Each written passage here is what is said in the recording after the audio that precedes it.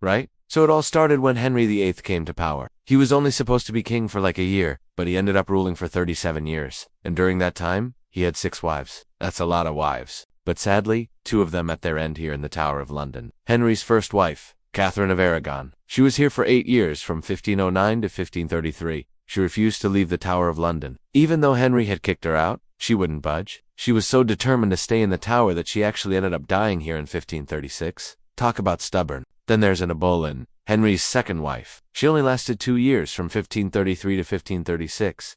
And let me tell you, those were some rough years. Anne was always in and out of the Tower of London. She was arrested 5 times and spent a total of 4 years locked up in this tower. Talk about a rough childhood. I mean, she was only 25 when she died. But you know how they say that the childhood is the most important part of our life? Well, in Anne's case, that wasn't really true. Her adult life was way more eventful. She was a queen, for crying out loud. But yeah, she didn't make it out alive. Now, you might be wondering why these 2 women were treated so badly. Well, it's because they broke Henry's heart. He wanted a divorce from Catherine because she couldn't give him a son. And then he got bored of Anne because she also couldn't give him a son. You know, in the Tudor dynasty, having a male heir was super important. It was all about keeping the family name going. So, if you couldn't produce a son, you were out of luck. Anyway, both Catherine and Anne were executed in the Tower of London. Catherine's remains are buried in the nearby church of St. Peter ad Vincula. You can actually visit her grave if you want. As for Anne, they never found her bones. Some people say they might be buried under the second wife's staircase. Others say she was buried in an unmarked grave near the chapel. But here's the thing. People have seen Anne's ghost walking around the tower.